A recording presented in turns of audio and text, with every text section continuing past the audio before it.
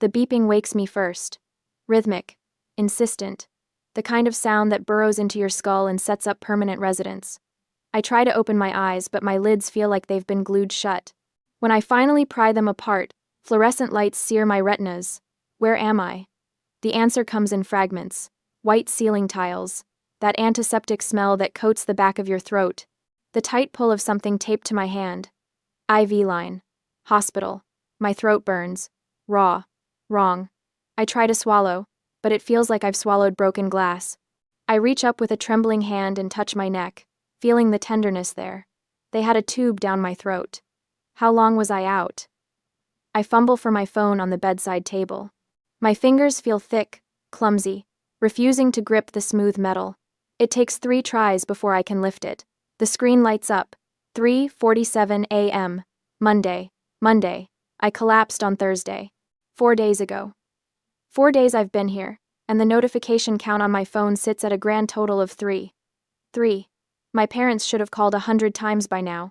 Kinsley would have blown up my phone with dramatic voice messages about how worried she was, how I scared everyone. That's how it always goes when I'm unavailable for more than a few hours. They panic. They demand. They need. But my screen shows nothing. No missed calls. No frantic texts, asking where I am or if I'm okay. I tap the notification icon, and my stomach drops through the hospital bed. Bank of America. $12,400 charge at Cabo San Lucas Resort, posted 2 days ago. My vision blurs, and I have to blink hard to clear the fog. I read it again. $12,400, Cabo San Lucas. I've never been to Cabo San Lucas. I haven't been anywhere in 3 years except Seattle and the occasional logistics conference in Portland. The second notification is Instagram. I don't even remember the last time I opened Instagram. Kinsley lives on it, posts her entire existence for strangers to consume. I only keep the app because she guilt trips me when I don't like her photos fast enough. I tap it. My thumb shakes so badly I almost drop the phone. The image loads, and something inside my chest cracks open. Preston, Deidre, Kinsley, all 3 of them clustered around a table, margaritas raised high, the ocean glittering behind them in perfect sunset lighting. My father wears that stupid Hawaiian shirt I bought him last Christmas. My mother has her hair done in beach waves, makeup flawless. Kinsley is mid-laugh, head thrown back, designer sunglasses perched on top of her head. The caption reads, Healing Trip W, the fam. Disconnect to reconnect. Family first. Posted yesterday. While I was at the hospital, they were toasting each other in Cabo. The third notification is a voicemail. I press play, even though part of me already knows what I'll hear. Callie, it's Mom. We just wanted to let you know we made it safely. The resort is absolutely gorgeous. Your father says the golf course here is top tier. Anyway, we'll check in later. Love you. Chipper. Breezy. Not a single question about why I haven't responded. Not a flicker of concern that their daughter, who works 70-hour weeks and never takes a day off, has gone completely silent. Because they know. They know exactly where I am. The hospital called them. They had to. I'm the one who pays for their cell phones. I know the number by heart. Someone from this hospital called my emergency contacts and told them their daughter was in the ICU with sepsis. And they chose margaritas. My hand shakes violently now as I scroll back further, past the cheerful vacation photos, looking for something. Anything. A worried text from 4 days ago. A missed call, time-stamped right after my collapse. Nothing. But there is something from 5 days ago. Before I collapsed. Kinsley. Need $500 as soon as possible. Dress for Cabo didn't fit. Don't ignore me. I remember that text. I was at my desk, files stacked in towers around me, trying to reconcile a shipment discrepancy that would cost the company 6 figures if I didn't fix it. The pain in my abdomen had been building for hours. Sharp, insistent. I kept telling myself it was just stress, just another reminder that I needed to eat something other than vending machine crackers. Kinsley's text came through, and I did what I always do, pulled up my banking app, hovered my thumb over the transfer button. The pain spiked then, white hot, blinding. I remember falling. The cold tile of the office floor against my cheek. My phone still clutched in my hand. Kinsley's text still open on the screen. I remember thinking, even as the edges of my vision went dark, that I needed to send the money first. Kinsley needed that dress. It was important to her. I couldn't let her down. I collapsed, trying to fund their vacation while my organs were shutting down.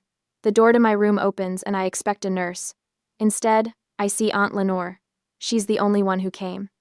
Preston's older sister, the one who has been estranged from the family for 15 years, ever since she refused to co-sign a loan for one of his investment schemes. She looks exactly like I remember. Steel gray hair cut sharp at her shoulders, eyes that miss nothing. "You're awake." She crosses to my bedside, sets down a leather portfolio I recognize from her forensic auditing days. "Good, we have a lot to talk about." "How did you know I was here?" My voice is a wreck, gravel grinding against stone. "The hospital called me. You listed me as your primary emergency contact 2 years ago."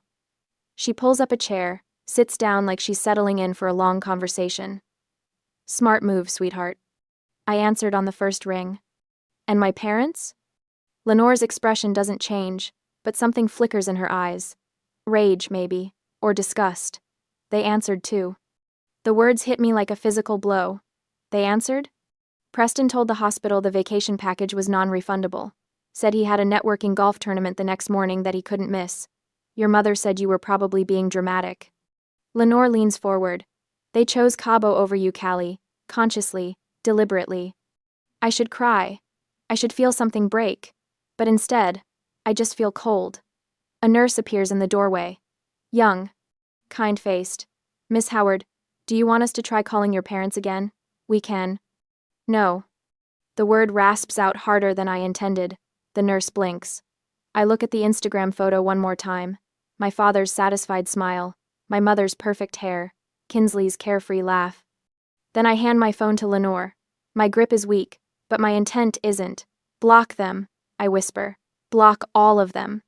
Lenore takes the phone. Studies my face for a long moment. Then she nods. "About damn time." The morphine fog lifts by noon, and with it comes clarity I'm not sure I want. Lenore has transformed my hospital room into something that looks like a crime scene investigation. Her leather portfolio lies open on the rolling table, papers fanned out in neat stacks. She's brought her laptop, the same ancient ThinkPad she used when she worked fraud cases for the state. "How long have you been tracking them?" I ask. 8 months. She doesn't look up from the screen. "Started the day Preston called me drunk, bragging about his high-yield investment strategy. Said he was bringing in 12% returns quarterly." She glances at me. "You know what legitimate investments are returning right now? Maybe 4% annually if you're lucky." "Bingo." She taps a key, and the printer on the windowsill starts humming. So I got curious. Started pulling public records. Your credit report. Property filings. My chest tightens. "You can't access my credit report." "You're right. I can't." She slides a paper across to me. "But you can. You signed this authorization 2 years ago when you made me your emergency contact. You were smart even then, sweetheart. Some part of you knew." I take the document, my signature, my handwriting. The memory flashes back at the exact moment I signed it. I nod and ask, "What did you find?" Lenore pulls out a folder. Red. The color she always used for active fraud cases. "Your family doesn't have a CFO, Callie. They have you. Unpaid, unappreciated, and completely bled dry." She opens it. Preston hasn't held a legitimate job in 6 years. He calls himself a high-risk investment consultant, but what he actually runs is a small-scale Ponzi scheme. Takes money from new investors, uses your income to pay returns to old ones. The beeping of my heart monitor picks up pace. It gets worse. She pulls out another sheet. "This is a HELOC, home equity line of credit. Taken against your house 3 months ago. $60,000. The number doesn't make sense. I didn't take out a HELOC." "No, you didn't." Lenore's jaw tightens. "But someone did. Someone who forged your signature and had it notarized by someone who should lose their license." I stare at the document. The signature looks like mine. Close enough that a bank wouldn't question it. But I know I didn't sign this. I would never leverage my house. It's the only thing I own outright, the only safe place I have. "I can't prove this in court yet," Lenore says. "Not without more evidence. But I can prove it to you." She turns the laptop toward me, pulls up a video file. The thumbnail shows my kitchen. "Ring camera?" I ask. From your doorbell, the one that also covers your kitchen if the door's open. She hits play. The footage is from 7 weeks ago. I was at a conference in Portland that weekend. I remember because Kinsley complained I'd miss her birthday brunch. On screen, Preston sits at my kitchen table. Papers spread out in front of him. The HELOC documents. He's got a pen in his hand, practicing something on a legal pad. My signature. He does it over and over, checks it against something on his phone. Probably a photo of my real signature. Tries again. Deidre leans over his shoulder, watches. When he finally gets it right, she actually claps. The notary arrives 20 minutes into the video. A woman I've never seen before. She barely glances at the signature. Doesn't ask for ID, just stamps the document and takes her cash payment. Lenore pauses the video. That's felony fraud, bank fraud, identity theft, 10 years minimum if prosecuted federally. I can't look away from the frozen image. My father's satisfied smile, my mother's approval, the casual criminality of it. How much is left? My voice sounds distant, like it belongs to someone else. Of the $60,000? About $800. The air leaves my lungs. The rest went into Preston's investment scheme. He used it to pay returns to 3 separate investors who were getting nervous. Bought himself another quarter of looking legitimate. I think about the dress Kinsley needed. $500. There are 2 primary threats, Lenore says, switching into the clinical tone I remember from her investigator days. Preston is the financial predator. He'll bleed you until there's nothing left, then declare bankruptcy and leave you with the debt. Kinsley is the reputation leech. She'll destroy your credibility to preserve her victim narrative. What do I do? You purge. She pulls up a list on her phone. Every supplementary card in your name, every account they have access to, every automatic payment that touches your money. You cut it all off. Right now. No warning. No explanation. My hands shake. They'll lose their minds. Good. Lenore's eyes are hard. Let them.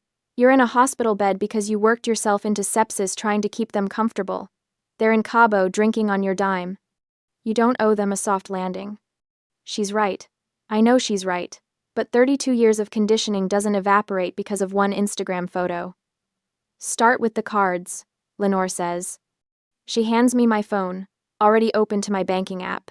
Lock them all. I navigate to the supplementary card management screen. 4 cards, Preston, Deidre, Kinsley, and one for Grandma Betty that I forgot existed. I tap the first one. Preston Howard. Status. Active. Last charge. $340 at a golf pro shop in Cabo. Yesterday. I select Lock Card. A confirmation screen appears. Are you sure you want to restrict this cardholder's access? My thumb hovers over. Confirm. He's at dinner right now. Lenore says quietly. Checked his Instagram story 20 minutes ago. Some oceanfront restaurant. Expensive place. He's probably trying to recruit new investors over lobster. I press confirm. Then Deidre's, then Kinsley's, then Betty's. 4 cards locked in 90 seconds. Now the fraud alerts, Lenore says. Call the credit bureaus. Tell them you're a victim of identity theft, and you need an immediate freeze. I make the calls. TransUnion, Equifax, Experian. It takes effort. My voice cracks, and I have to repeat myself twice to the automated system, but I do it. Each one seals another door Preston was using to access my financial life. Final step, Lenore says. The joint accounts. We don't have joint accounts. You have 3 accounts that list Preston Howard as an authorized user. He can't withdraw, but he can see every transaction you make. She pulls up the statements. He's been monitoring your spending patterns for at least 2 years. That's how he knew exactly how much he could take without you noticing immediately. The violation of it crawls across my skin. I remove his access from all 3 accounts. Lenore checks her watch. In about 20 minutes, your father is going to try to pay for dinner. His card will be declined. The waiter will probably cut it in half right there at the table, in front of whoever he's trying to impress. Good, I say. My phone rings before the word is fully out of my mouth. An unknown number. My family. Lenore reaches for it, but I stop her. I need to hear this. Need to know if there's any part of my family that's calling because they found out I was hospitalized. Any fragment of him that's actually my family instead of my accountant's. I answer. Put it on speaker. You made me look like a fool. My father's voice is pure rage. Not worried. Not concerned. Rage. The waiter cut up my card in front of clients. Do you have any idea what you've done? Not, are you okay? Not, we heard you were sick. Just fury that his access to my money got interrupted.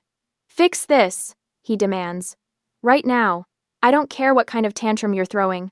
Fix it. Effin. Lenore's hand covers mine on the phone. Steady. Grounding. No, I say. What? No, I'm not fixing anything. Callie, I swear to God if you don't. I hang up, turn off the phone, set it face down on the table. Lenore squeezes my hand. How do you feel? Like I just cut off my own arm. Like I can finally breathe. Like I'm going to throw up. Like I'm free. Terrified, I tell her. Good, she says. That means you're doing it right. 2 days after waking up, the discharge paperwork feels like a prop from someone else's life. 6 days. That's how long I've been here. 6 days of beeping monitors and IV antibiotics and nurses checking my vitals every 4 hours. 6 days of existing in this sterile bubble while my family imploded in real time. Lenore signs as my medical proxy, since I still can't stand for more than 10 minutes without my vision tunneling. The nurse wheels me out in the mandatory chair, and I hate every second of it, hate the weakness. Hate that my body betrayed me so completely that I ended up here in the first place. But mostly I hate that I'm going home to a house my father violated. The Uber pulls up to my place, and I'm struck by how normal it looks. Gray siding, black shutters. The lawn needs mowing, but otherwise, everything appears untouched. Like the past week didn't shatter my entire understanding of my family. Lenore helps me up the front steps. My abdomen still aches with every movement, a constant reminder of how close I came to dying while they sipped cocktails. Inside, the violation becomes visible. Preston's coffee mug sits on my kitchen counter. Not washed. Just abandoned there like he planned to come back and finish it. Deidre's reading glasses are folded on the arm of my couch. The throw pillows are rearranged in that specific way she prefers, the decorative ones shoved to the corners. They were living here. While I was intubated, they were living in my house like it belonged to them. Don't touch anything yet, Lenore says. She's already pulling on latex gloves from her purse. Always prepared. I've been documenting, but we need photos of everything exactly as they left it. I lower myself onto a dining chair, the only piece of furniture that doesn't feel contaminated. Lenore moves through the rooms with professional efficiency, her phone camera clicking steadily. She opens drawers I didn't even know they'd accessed. My home office, my bedroom closet, the storage boxes in the garage. How bad is it? My voice comes out thin, bad enough. She returns with a banker's box, sets it on the table in front of me, but also stupid enough. Inside are documents. So many documents. Bank statements with my forged signature. Printouts of wire transfers, a ledger in Preston's handwriting tracking investments that don't exist.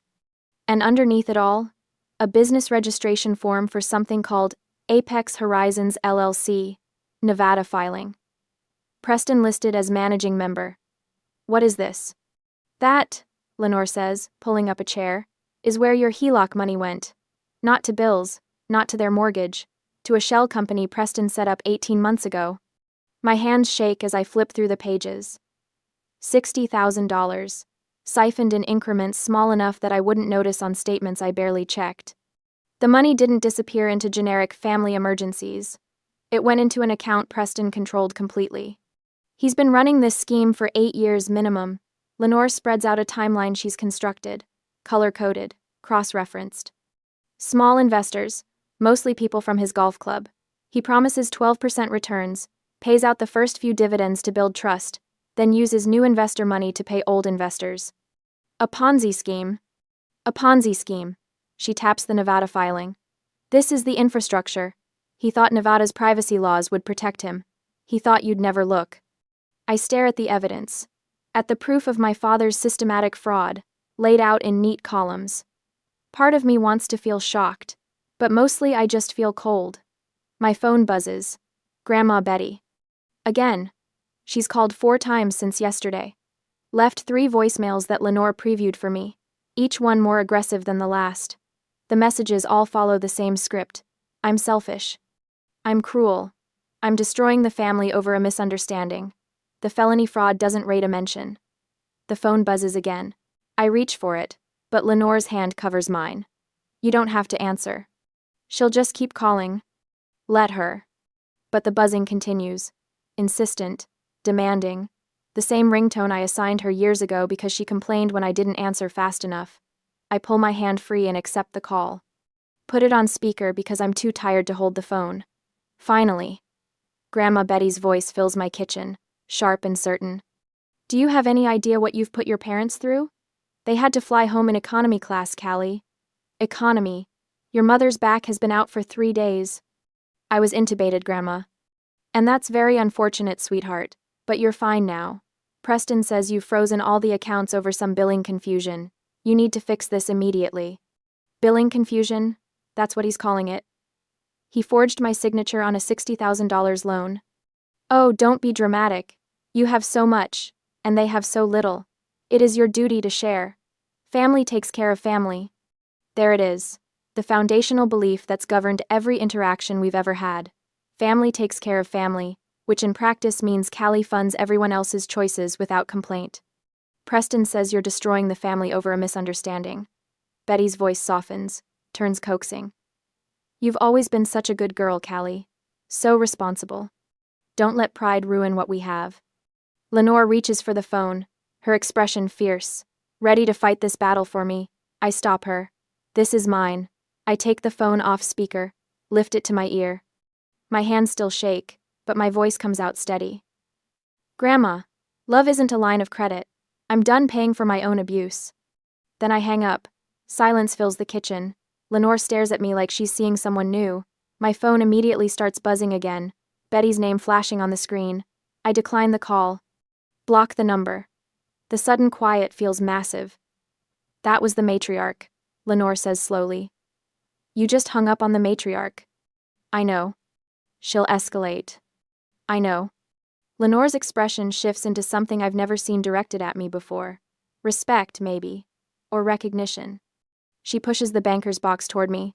Then you're going to need to see all of it. The other investors. The payment records. The complaints people have already filed with the state. I pull the documents closer. Force my exhausted brain to process what I'm seeing. 5 other investors besides me. All older men from Preston's golf network. All promised impossible returns. All paid back with money from the next person in line. This is prosecutable, I say. Extremely. Federal charges. Multiple counts. I look up at her. He's coming for the house, isn't he? Once he realizes the money's really gone. Lenore nods, her jaw tight. Yes. But they don't know I've traced where the HELOC money went. They don't know we have the Nevada filing. They don't know about the investor list. She leans forward, and I see the forensic auditor she used to be. The woman who took down corporate fraud rings and walked away clean. We have the leverage, Callie. We just need them to walk into the trap. 3 days later, the video hits 2 million views while I'm sitting in a staff meeting. My phone buzzes against the conference table. Once, twice, 7 times in 30 seconds. I flip it face down, but not before I catch a glimpse of the notification. Kinsley Living tagged you in a post. Later, in the bathroom, I watch it. Kinsley's face fills the screen, mascara streaked artfully down her cheeks. Real tears this time, I think. Or maybe she's just gotten better at the glycerin trick. My sister left us stranded. She sobs into the camera. We had nothing, no way home. She cut us off while we were in another country because she couldn't stand seeing us happy for once in our lives. The comments scroll faster than I can read them. Narcissist. Hope karma gets you. Your poor parents. By the end of the day, 3 coworkers have asked if I'm okay. By the end of the week, my boss pulls me aside to discuss personal matters affecting workplace perception. Professional damage. Mounting. Exactly what Kinsley intended. 2 weeks after the video goes viral, Preston's lawyer sends the demand letter. Lenore brings it to my apartment on a Tuesday evening. I'm heating up soup I won't eat, trying not to think about the fact that my LinkedIn inbox is full of messages from people who've seen Kinsley's performance. Tenants' rights. Lenore reads aloud, her voice flat. He's claiming a verbal lifetime lease based on, quote, Decade of continuous residency and property management, unquote. I set down my spoon. He what? It's a stalling tactic. Ties the house up in court for years while he lives there rent-free. She flips to the next page. His lawyer is decent. Not great, but decent enough to make this expensive for you. The number at the bottom of the estimate makes my stomach turn. Legal fees, court costs. Years of my life spent fighting while Preston plays victim and Kinsley racks up views. I think about the Instagram photo. Ask. The margaritas. My father's satisfied smile while I was intubated. What do we do? Lenore looks at me over the top of the letter. We let him think he's won. The mediation happens in a conference room that smells like burnt coffee and desperation. Gray walls, gray carpet. A table so aggressively neutral it might as well not exist. Preston arrives first, lawyer in tow. He's wearing a suit I bought him 2 Christmases ago for a business opportunity that never materialized. Deidre follows, phone already out, probably texting Kinsley play-by-play updates. Kinsley herself slouches in last, filming everything on her phone until the lawyer makes her stop. I let my hands shake when I pour water from the pitcher. Spill a little on the table. Preston notices. Smirks. Callie. His voice carries that false warmth he uses when he wants something. We don't have to do this. We're family. I don't answer. Let my silence read as fear instead of fury. Lenore sits beside me, playing her part. Weary advisor. Tired of fighting. She's dressed down for this, wore her oldest blazer, left her forensic auditing credentials off the table tent with her name. Preston's lawyer starts talking. Demands. Concessions. A formal acknowledgement of their residency rights. 6 months minimum before any eviction proceedings, plus a monthly stipend for displacement hardship. The words blur together. I focus on my breathing. In for 4, out for 4. The technique my therapist taught me for panic attacks works just as well for calculated performance. Miss Howard. Preston's lawyer leans forward. Your father has been very patient, but he's prepared to take this to trial if necessary. The publicity alone. We have a proposal, Lenore interrupts. She slides a document across the table. Single page, dense text. The header reads, Affidavit of Residency and Management. Preston's lawyer picks it up, skims it. His eyebrows rise slightly, but he keeps his face professionally neutral. What is this? A compromise. Lenore's voice is exhausted.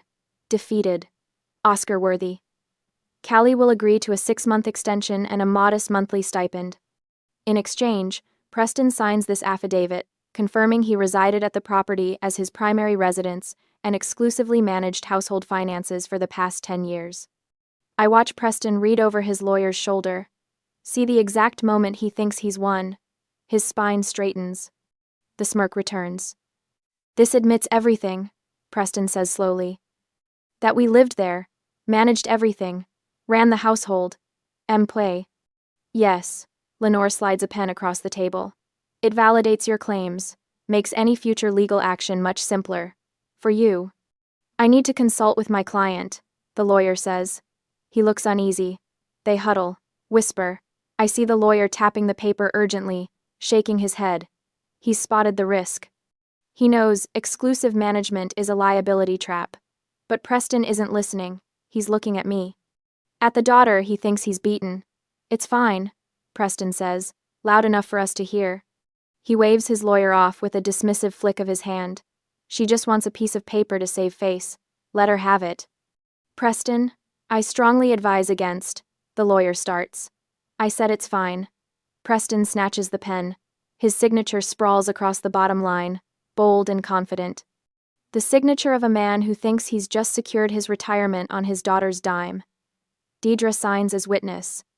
So does Kinsley, her handwriting looping and dramatic. They leave 20 minutes later, high-fiving in the hallway. I hear Kinsley's laugh echo back through the closing door, sharp and triumphant. The door clicks shut. Lenore's exhausted demeanor vanishes like somebody flipped a switch. She picks up the signed affidavit, holds it up to the light streaming through the window, checking the signatures one final time. Then she smiles. It's not a nice smile. It's the smile of a forensic auditor who just got exactly the evidence she needed, gift-wrapped and notarized. They just signed their own death warrant. I stare at the document. At Preston's confident signature. What did we do? By swearing he lived here in Washington as his primary residence while simultaneously claiming Florida residency for tax purposes on other documents I've collected, he just confessed to tax fraud.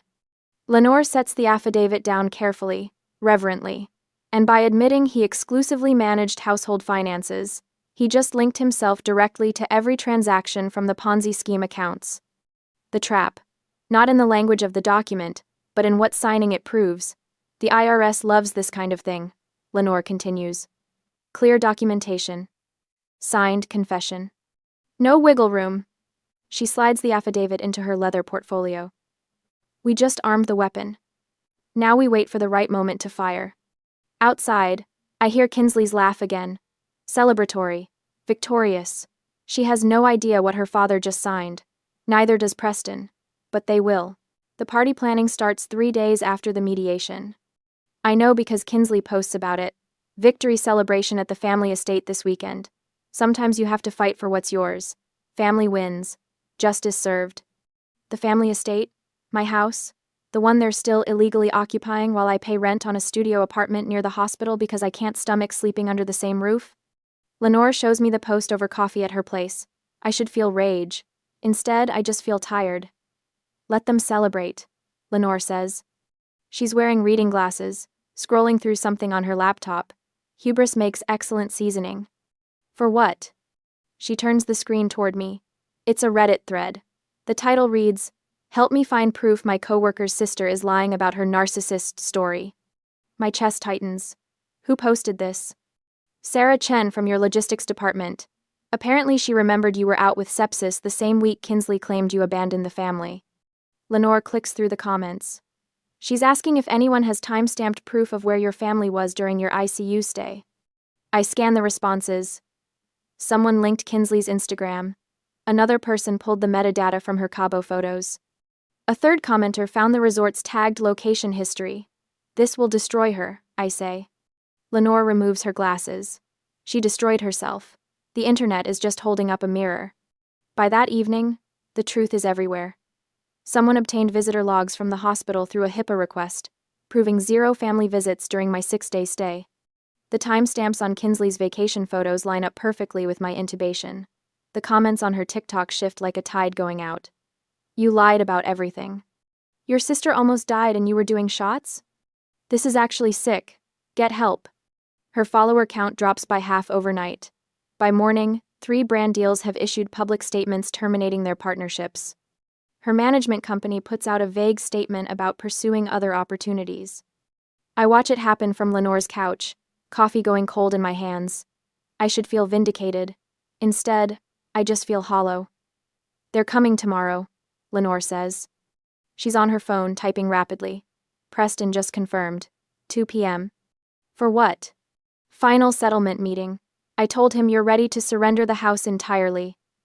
She looks up, smile sharp. He thinks he's won.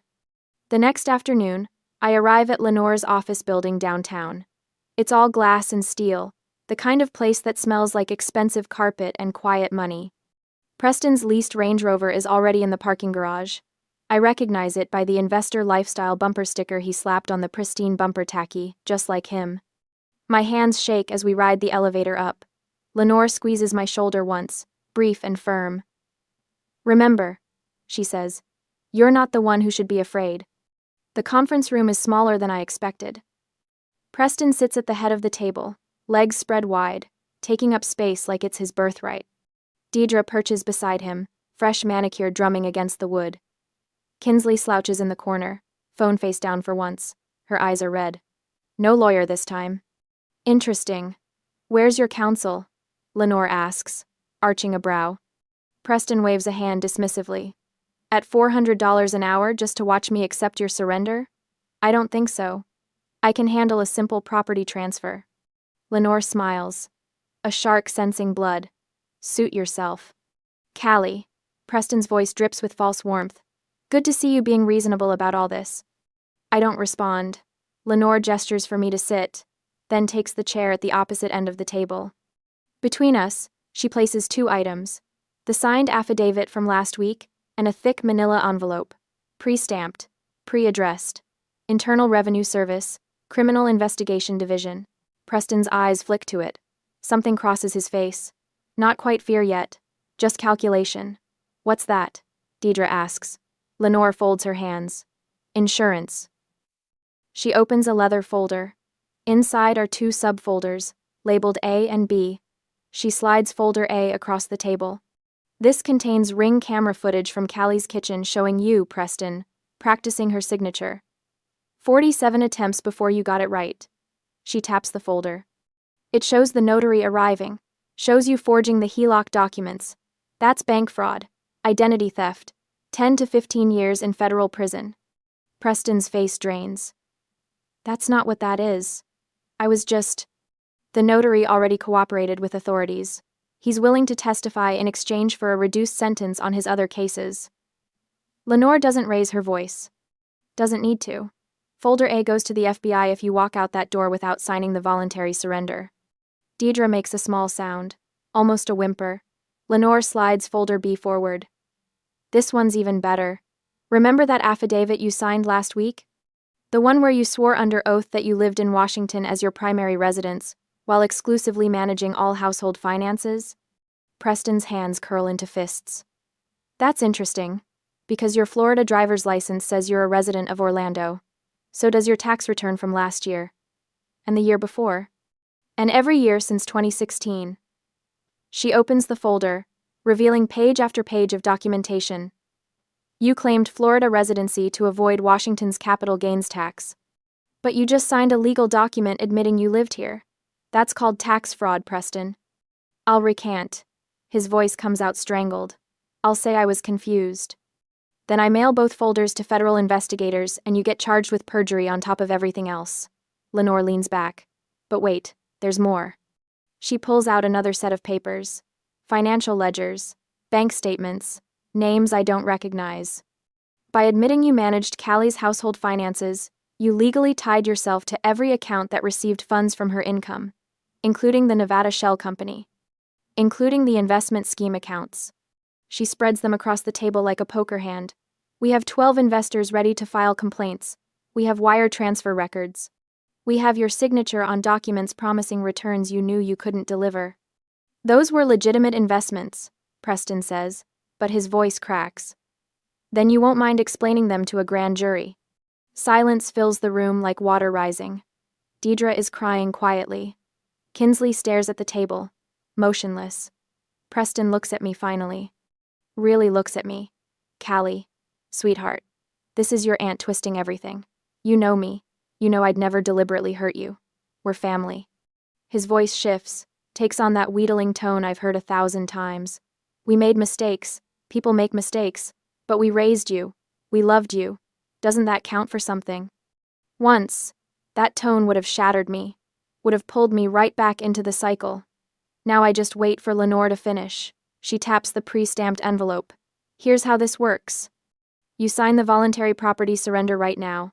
You vacate within 24 hours. I file a simple eviction on record. No criminal charges. You walk away with your freedom. Or, Preston asks, or you refuse, and this envelope goes in the mail the second you leave.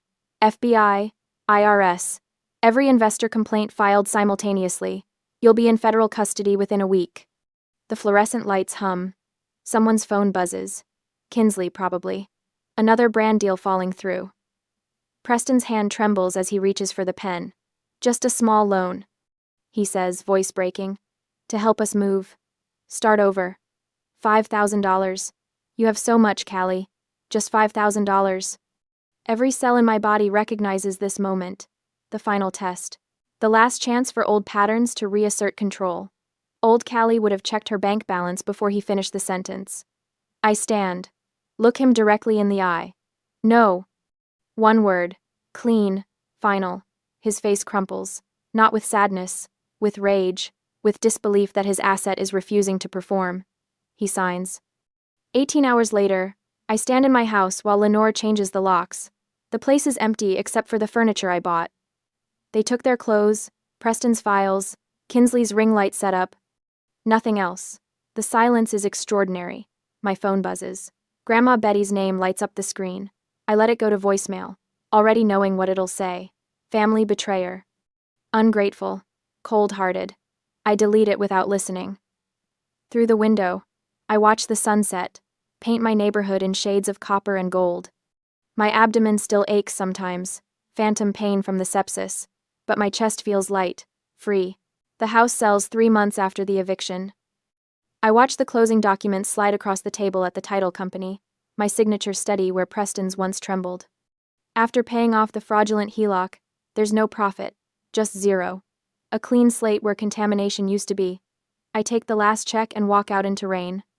My new apartment overlooks Puget Sound from the 3rd floor of a 1,970 building in Ballard. 800 square feet, 1 bedroom, a balcony barely wide enough for 2 folding chairs. It costs half what the house did, and when I wake up here, my chest doesn't feel like someone parked a truck on it. No ghosts, no debts, just mine. 6 months after the eviction, I meet the first grant recipient in a coffee shop near Pike Place Market. Her name is Rebecca, 28. Shaking hands, clutching a folder of financial documents she's afraid to open. My brother took out credit cards in my name, she says. I didn't know until collections called my work. I recognize the look in her eyes. The shame that doesn't belong to her but sits there anyway, heavy as a stone. You're not responsible for what he did, I tell her. You're only responsible for what you do now. She cries. I hand her tissues and the grant paperwork. $5,000. Enough for a security deposit and first month's rent somewhere he doesn't have the address. How did you stop feeling guilty? She asks. I think about that for a moment. The truth is complicated. Healing isn't linear. Some days I still wake up and reach for my phone to check if they've texted. But most days, I don't. I stopped confusing love with sacrifice, I say finally. Real love doesn't cost you everything. That afternoon, my phone buzzes, the same notification tone from that ICU room months ago. My body freezes, old programming trying to boot up. It's an email. Subject line, emergency, kidney surgery. I stare at Preston's name in my inbox. My thumb hovers over the delete button, but something stops me. Curiosity, maybe. Or the need to see if I'll still feel that old pull. I open it. Callie, I know we haven't spoken, but I need your help. Emergency kidney surgery next week. Insurance won't cover everything. The hospital needs $8,000 up front or they'll cancel. I'm sorry for everything that happened. I know I made mistakes. But I'm your father. Please. The words are precision engineered. Medical crisis. Apology. Blood relation. Every pressure point he installed in me since childhood, pressed in exact sequence. In the past, I would have called the hospital to verify. I would have at least Googled it, or I might have felt guilty for not caring. Now, I just forward it to Lenore, without reading the rest. Her response comes back in 4 minutes. Outpatient procedure. Kidney stone removal.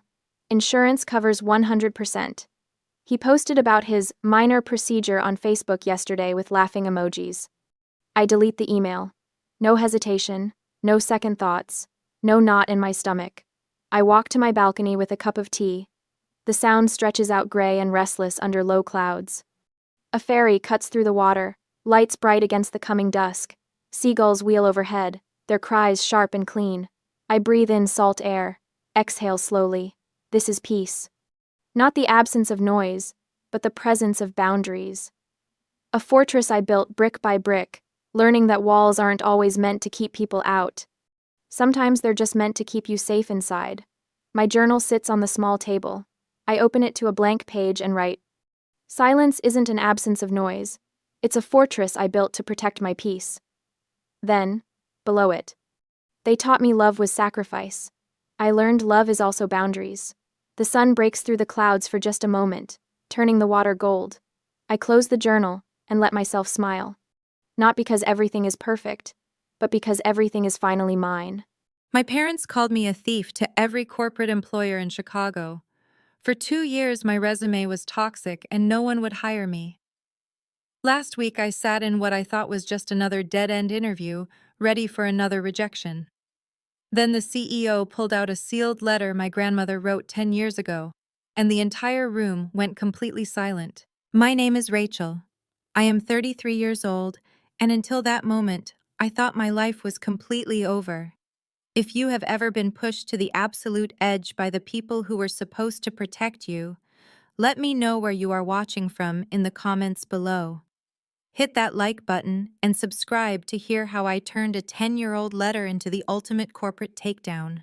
The winter wind in Chicago was brutal the morning I walked into the Pierce Global building. My hands were freezing, but my palms were sweating inside my cheap wool coat.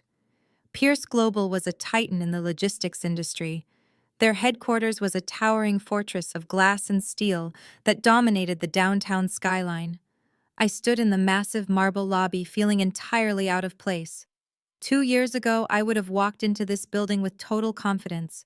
Back then, I was a top-tier supply chain analyst and a ruthless internal auditor. I knew my worth, and I knew my industry.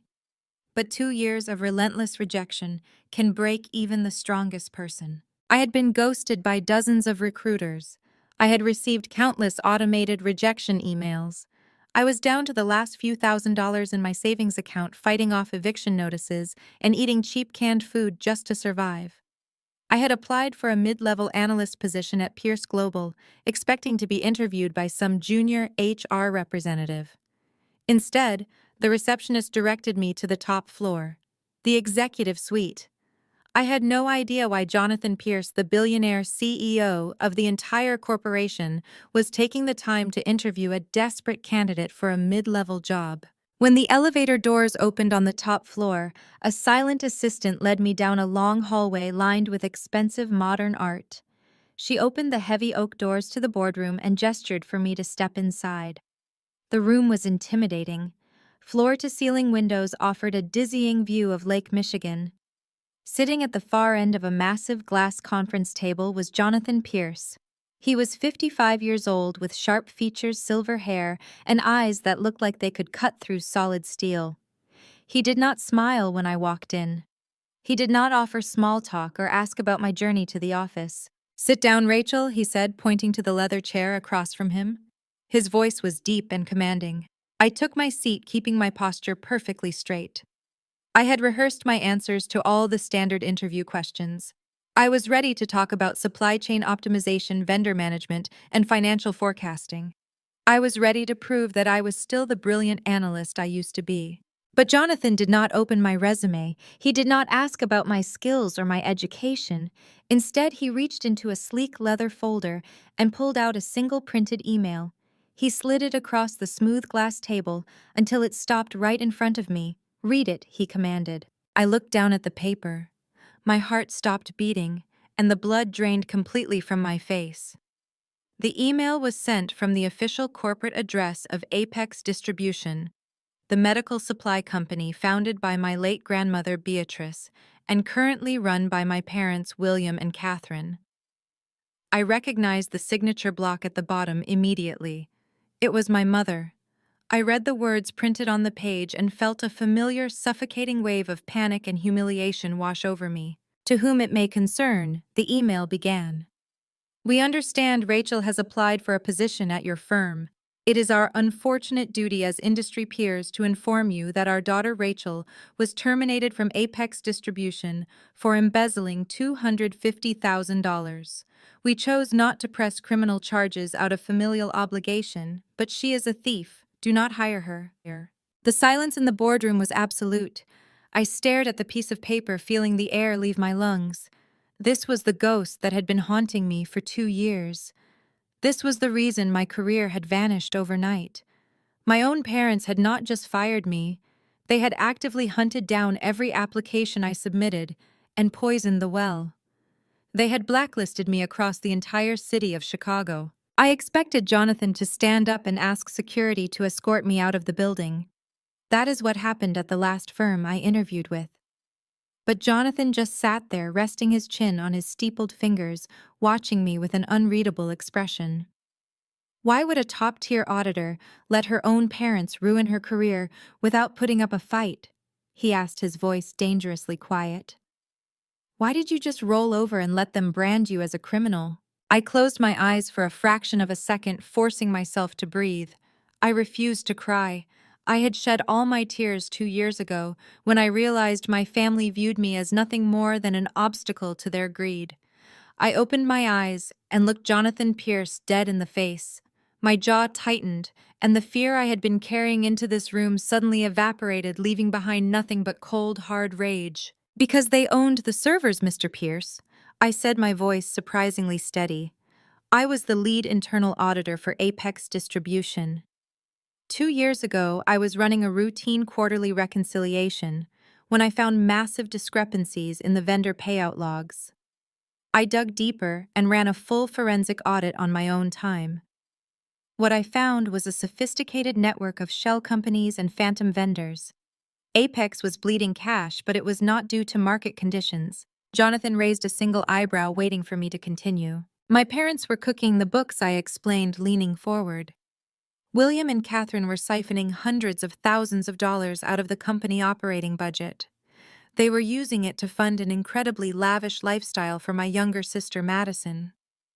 Madison is 29 years old and has never worked a real day in her life, but my parents appointed her as the chief financial officer of Apex, just to give her a massive salary and full access to the corporate credit lines.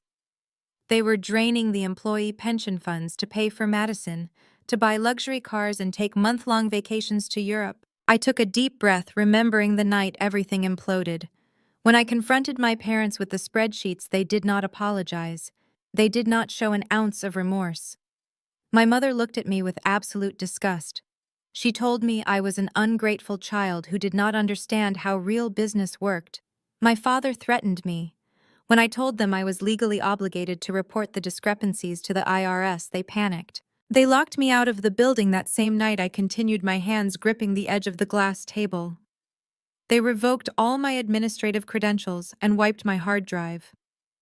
Before I could secure my own physical copies of the audit trails, they fabricated a series of wire transfers using my old login credentials.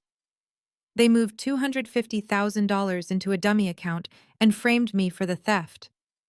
They told me if I ever went to the authorities, they would hand their fabricated evidence over to the police and let me rot in prison. Then they started sending that email to every logistics and financial firm in the Midwest.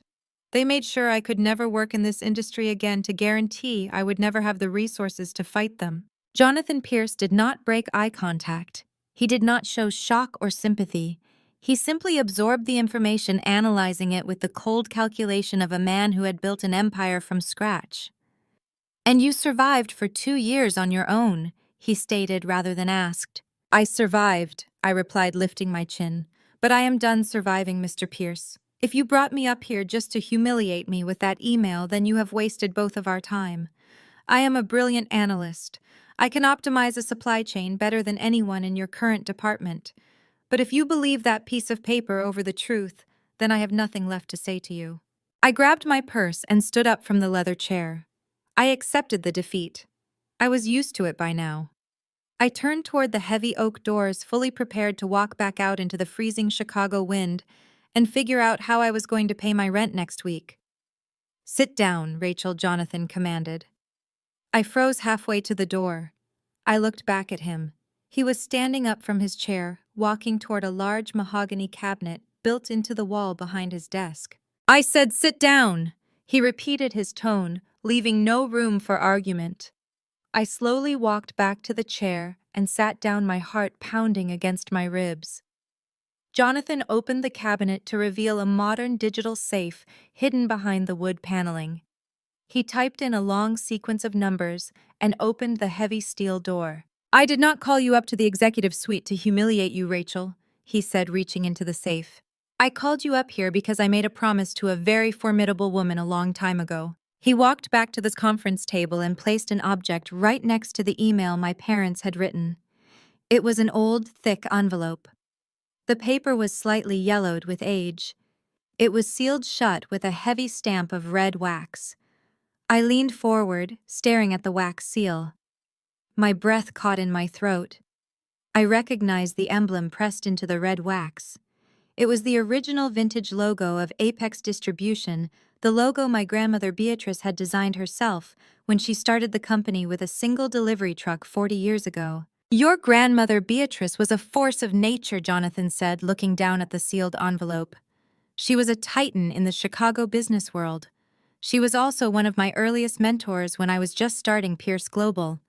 She taught me everything I know about logistics and corporate integrity. I stared at the envelope, unable to form a coherent sentence. My grandmother had passed away 10 years ago. She was the only person in my family who ever truly loved me. She was the one who paid for my accounting degree, who taught me how to read balance sheets when I was a teenager, who always protected me from my parents' toxic favoritism toward Madison. When she died suddenly from a stroke, my parents immediately took control of Apex and my life turned into a nightmare. "What is this?" I whispered, pointing at the envelope. "Your grandmother, Beatrice, gave me this 10 years ago," Jonathan said, his voice dropping to a somber, respectful register. It was just a few weeks before she passed away. She came to my office and handed me this envelope. She explicitly instructed me to lock it in my safe. She told me to never open it under any circumstances. She gave me one single, incredibly specific instruction regarding this letter. He slid the envelope across the glass table until it touched my hands. "She told me to keep it sealed until the exact day you walked into my office asking for a job," Jonathan said, looking me right in the eyes. "I have waited 10 years for you to submit an application to Pierce Global, Rachel. I have been tracking your career. I knew about the blacklist email your parents circulated 2 years ago. I wanted to step in, but Beatrice made me swear on my life to wait until you came to me on your own terms." My hands were shaking violently as I picked up the envelope. The paper felt heavy and fragile. "Open it," Jonathan commanded quietly. "It is time to find out what Beatrice left for you." My fingers slipped under the heavy wax seal of the envelope. The dried red wax snapped with a sharp crack that echoed in the vast boardroom. Inside rested a single piece of thick parchment paper covered in the elegant sweeping cursive I had not seen since I was a teenager. My eyes scanned the top of the page.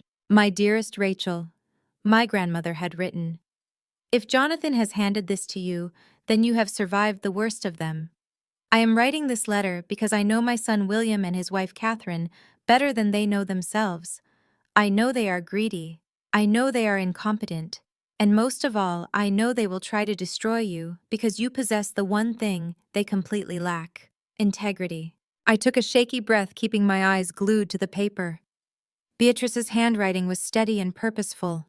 "When I built Apex Distribution, I built it on hard work and honest accounting. But William looks at the company not as a legacy to protect, but as a personal bank account to drain. Catherine encourages his worst instincts. They favor Madison because she is just like them, willing to take the shortcuts, willing to flaunt wealth she did not earn. I knew that if I left the entire company to you directly, they would drag you into probate court for decades. They would bleed you dry with legal fees.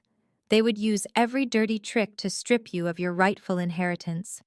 So I decided to play a different game. A game they are too short-sighted to ever understand." I looked up at Jonathan Pierce. He was leaning back in his leather chair, watching me absorb the words. He gestured toward the letter with his chin, urging me to finish. "I did not leave the commercial land that Apex Distribution operates on to William," my grandmother wrote. "I severed the real estate holding from the operational business entity. I placed 51% of those 30 prime acres into an irrevocable blind trust. Jonathan Pierce is the trustee. You, Rachel, are the sole and absolute beneficiary. William and Catherine own the business, but they do not own the ground they stand on. You do. Trust Jonathan. Take back what is yours." I set the letter down on the glass table. My mind was spinning, trying to process the massive legal and financial implications of what I had just read.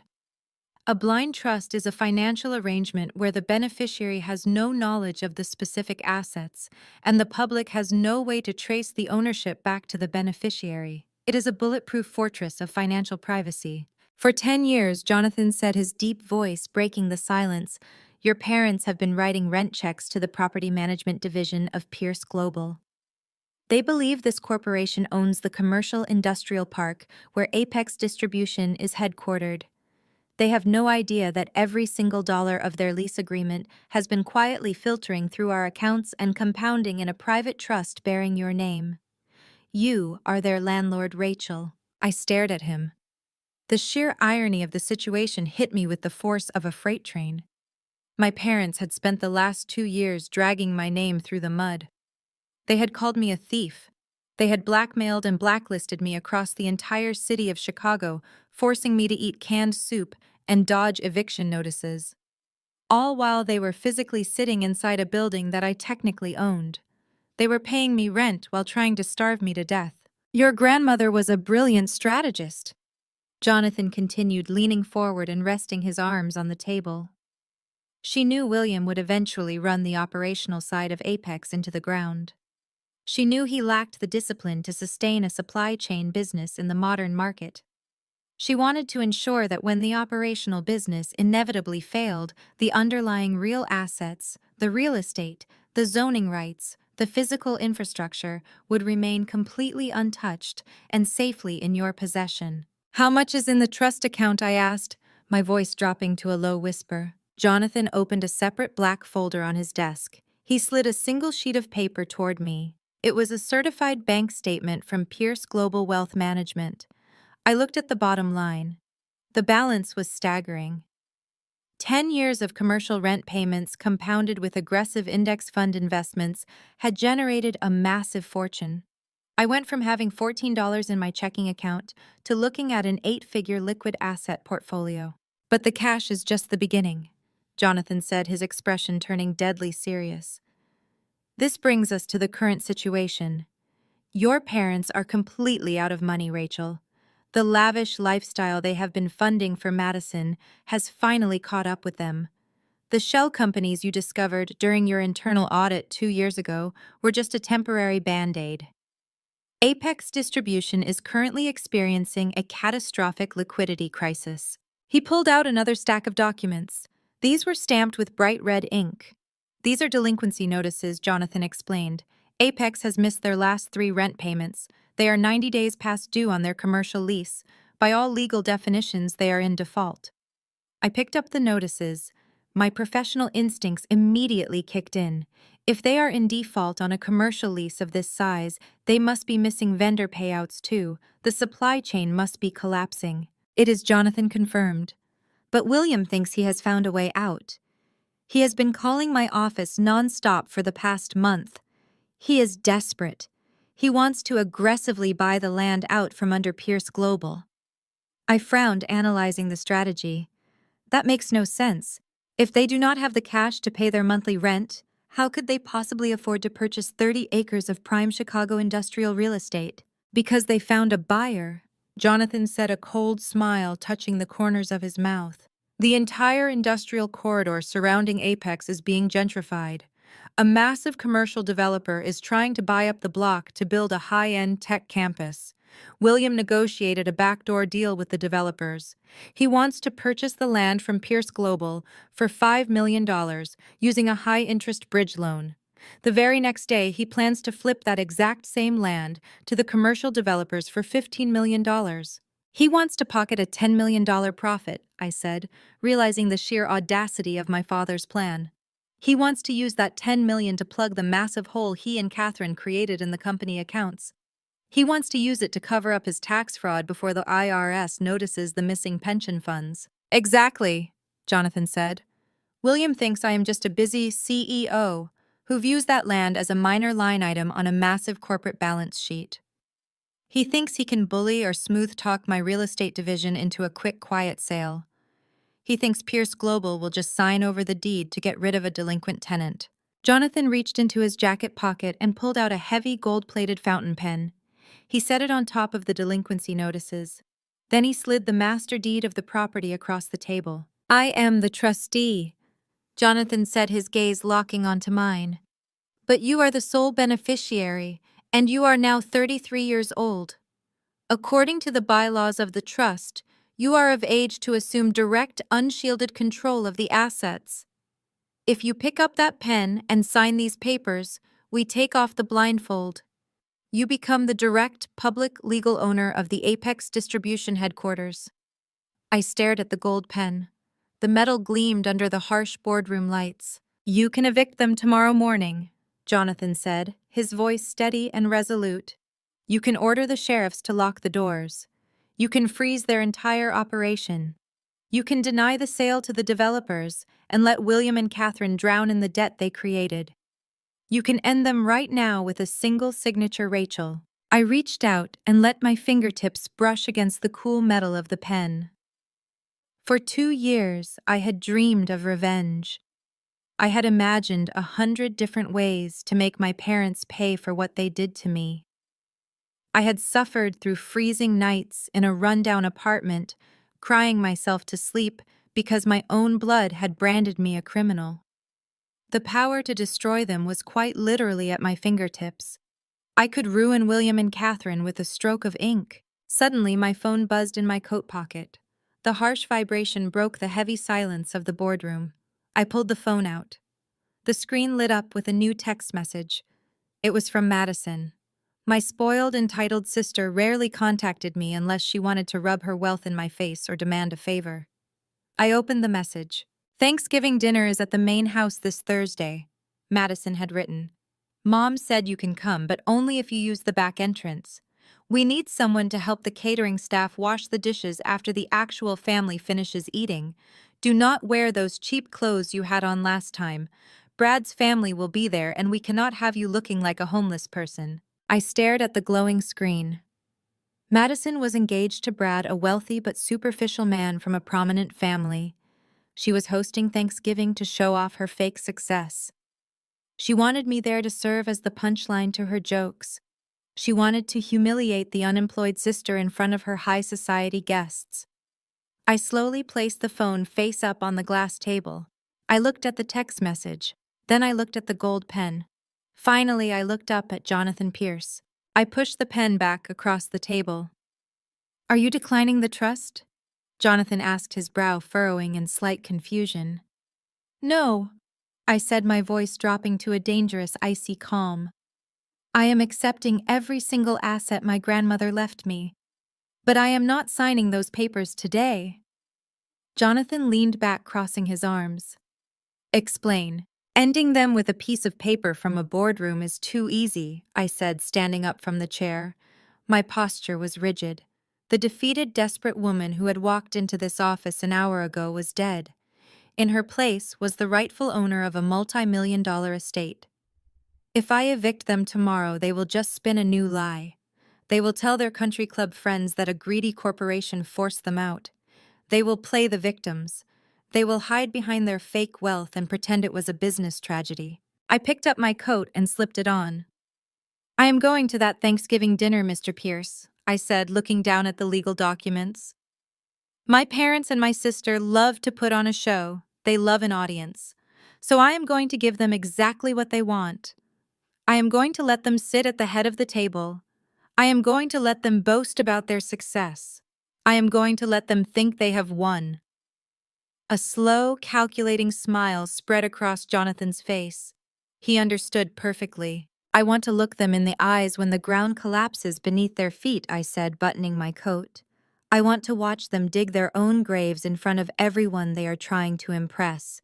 Prepare the transfer documents, Mr. Pierce. I will be back to sign them next week, but first I have a holiday dinner to attend." Driving up the winding driveway of my parents' suburban estate in Oak Brook always felt like entering an alternate reality. The massive wrought iron gates swung open to reveal a meticulously manicured lawn that cost more to maintain in a single month than I had earned in the last 2 years. I parked my rusted 10-year-old sedan at the very edge of the long cobblestone driveway, deliberately keeping it hidden in the shadows, far away from the gleaming luxury vehicles lined up near the grand front steps. I stepped out into the freezing November air, pulling my thin wool coat tighter around my shoulders. The front door burst open before I even reached the porch. Madison stood there, framed by the warm golden light of the grand foyer, holding a crystal champagne flute. She wore a stunning emerald silk designer dress that clung to her perfectly sculpted figure. Behind her, the sprawling house buzzed with the loud, arrogant laughter of people who believed their wealth made them untouchable. Madison did not offer a greeting or a welcoming smile. Instead, she pointed her champagne flute toward the center of the driveway. "You parked too far away, Rachel," she mocked, taking a slow, deliberate sip of her drink. You almost missed the main attraction. I followed her gaze. Sitting in the most prominent spot in the circular driveway under the glare of the exterior floodlights was a brand new Porsche Panamera. The paint was a deep metallic black that seemed to absorb the light entirely. It still had the temporary dealer tags taped to the windshield. Beautiful, is it not? Madison asked, her voice dripping with sheer entitlement. A little reward to myself. A CFO bonus for closing out a spectacular quarter at Apex Distribution. Dad said my financial restructuring saved the company from a major slump, so he authorized the payout immediately. I looked at the car. A $120,000 luxury vehicle bought by a 29-year-old woman who could not even read a basic balance sheet without a calculator. 2 years ago, I was the one doing the financial restructuring. I was the one finding the massive bleeding leaks in the operational budget. Now the company was 90 days delinquent on their commercial lease, facing total eviction, and my sister was bragging about a cash bonus that did not actually exist. I heard the heavy crunch of footsteps on the frost-covered walkway. Jamal stepped out of the shadows of the wraparound porch. Jamal was Madison's husband. He was 31 years old, a brilliantly sharp Black American tax attorney who always carried himself with a quiet, composed dignity. His presence always felt entirely out of place in my loud, abrasive family.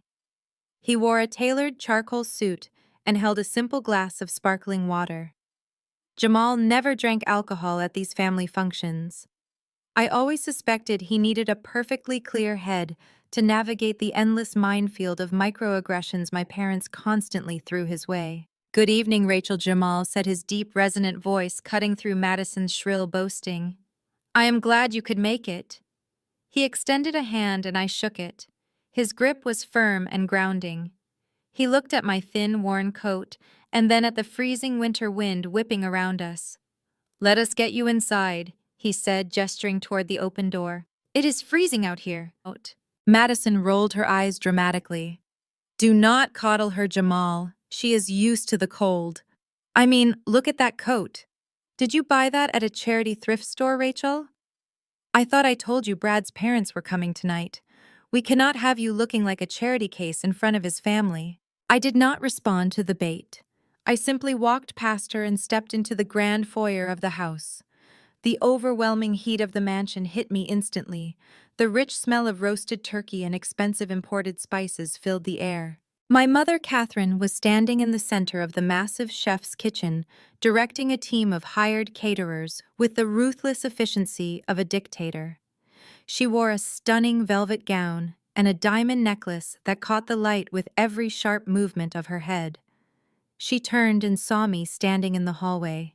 Her face immediately contorted into a mask of pure disgust. "You are late," Catherine snapped, marching toward me. "And what on earth are you wearing?" I told Madison to make sure you understood the formal dress code. I took off my coat, revealing a simple but clean black dress. "It is appropriate for a holiday dinner," I said, keeping my voice perfectly even. Catherine snatched the coat from my hands and tossed it onto a nearby chair with a huff of profound irritation. "It looks cheap," she hissed, leaning in close so the catering staff would not hear her venomous tone. "Brad's family comes from old money, Rachel. They own half the commercial real estate in the city. I will not have my disgraced unemployed daughter making us look like commoners. Take this." She shoved a stiff white linen apron against my chest. "Since you insist on showing up and eating our food, you can make yourself useful," Catherine ordered. "The catering staff is overwhelmed. I need you to take the trays of caviar appetizers and serve them in the main living room. Keep your head down, do not strike up any conversations, and for heaven's sake, do not mention your employment status. If anyone asks, you are doing freelance consulting overseas." I looked down at the white apron in my hands. 10 years ago, my grandmother Beatrice built this family empire from absolutely nothing. She taught me that true power was always quiet. She taught me that people who felt a desperate need to degrade others were usually hiding a massive, catastrophic weakness. I thought about the legal documents locked in Jonathan Pierce's unbreachable steel safe. I thought about the eviction notices stamped in bright red ink. I thought about the $15 million commercial land deal my parents were desperately trying to close to save themselves from total bankruptcy. I took the apron from my mother's hands and tied it carefully around my waist. "I will serve the appetizers," I said, offering her a polite, empty smile. Catherine looked momentarily shocked by my total compliance. She had fully expected a fight. She had wanted a screaming match so she could kick me out into the snow and play the grieving victim for her wealthy guests. When I simply agreed, she scoffed, turned on her designer heel, and marched back into the kitchen barking orders at a terrified waiter. I picked up a heavy silver tray loaded with intricate caviar bites and walked into the massive living room. The space was packed with wealthy guests holding crystal glasses and talking loudly over each other. My father, William, stood by the grand stone fireplace holding court with Brad's parents. He was wearing a custom-tailored suit and gesturing expansively as he talked about his latest luxury golf trip. "Ah, here are the appetizers," William announced loudly as I approached their elite circle.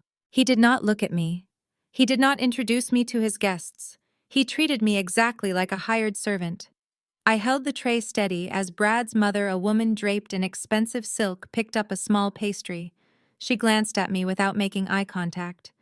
"Your catering staff is very attentive, William," she murmured before turning back to my father. "So tell me more about the expansion plans for Apex Distribution. My husband mentioned you were looking at acquiring new warehouse space. We are positioning the company for a major acquisition phase," William boasted, taking a long sip of his premium bourbon. "We have secured massive capital reserves. My CFO, Madison, has completely streamlined our operational budget this year. The profit margins this quarter are unprecedented. We have more liquid cash than we know what to do with." I stood there holding the heavy silver tray, listening to my father lie through his teeth with absolute perfection. Apex Distribution was bleeding cash. They were drowning in insurmountable debt. They were 90 days behind on their commercial rent. The sheer audacity of his lies was breathtaking. From across the room, I felt someone watching me. I turned my head slightly and met Jamal's gaze. He was standing near the grand mahogany staircase, holding his glass of water, his dark, intelligent eyes tracking every single movement in the room. Jamal was a brilliant tax attorney. He spent his long days analyzing complex financial structures, finding obscure tax loopholes, and reading dense corporate balance sheets. He was highly trained to spot inconsistencies. And the inconsistencies in this sprawling mansion were piling up fast. Jamal watched as Madison paraded around the living room, showing off the shiny keys to her new Porsche to anyone who would look. He watched as William bragged about unprecedented profit margins to investors. He watched as Catherine viciously berated the catering staff for pouring the wrong vintage of wine. And he watched me. He saw how I carried the serving tray with quiet dignity, refusing to break under the crushing weight of my parents' public humiliation. He knew I had been a top-tier auditor. He knew I had a relentless mind for numbers and an obsession with accurate data. 2 years ago, when my parents accused me of embezzling $250,000, Jamal had stayed quiet. He had just married into the family and did not want to cause a massive rift. But I knew he never fully believed their convenient story. The math simply did not make sense to a man who lived and breathed financial law. I continued moving through the crowded room, serving the appetizers and listening to the arrogant chatter. Madison intercepted me near the hallway leading to the dining room. She grabbed a caviar bite from my tray and chewed it slowly, looking me up and down with pure malice. "You know you actually look good in an apron, Rachel," she mocked, her voice laced with venom. "It suits your station in life. Maybe I can talk to the catering company and get you a full-time job scraping plates. You desperately need the money, right? I hear your landlord is threatening eviction again." I maintained my perfectly neutral expression, refusing to give her the reaction she craved. "I am doing just fine, Madison," I said, my voice smooth and calm. "But thank you for your concern. Enjoy the new Porsche. I hope the expensive maintenance costs do not cut into your fictional CFO bonus." Madison's eyes flashed with sudden intense anger, but she quickly smoothed her features as Brad walked up behind her and wrapped his arms around her waist. Brad was a venture capitalist, a man whose entire personality was built around his massive trust fund. He looked at me with an amused, arrogant smirk. Still looking for work, Rachel? He asked, his tone dripping with heavy condescension. Let me know if you need me to make some calls. I know a few low-level temp agencies that hire people with challenging criminal backgrounds. They mostly do data entry, but it is a paycheck. I smiled tightly, gripping the edges of the silver tray. I appreciate the offer, Brad, I said, but I have recently secured a very promising position. In fact, I think my new role will involve restructuring some major commercial real estate assets right here in Chicago. Brad laughed, clearly missing the underlying threat embedded in my words. Good for you, he said, turning back to Madison. Come on, babe, your dad is opening the expensive wine in the dining room. As Brad led Madison away, she turned sharply on her heel.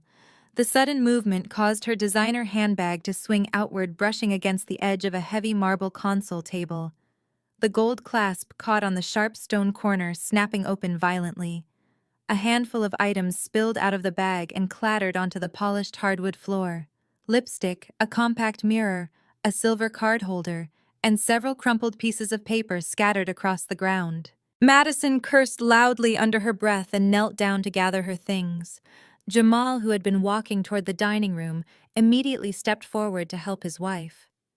I stood a few feet away, holding my silver tray, watching the interaction unfold with intense focus. Jamal reached down to pick up a crumpled white receipt that had fluttered near his expensive leather shoes.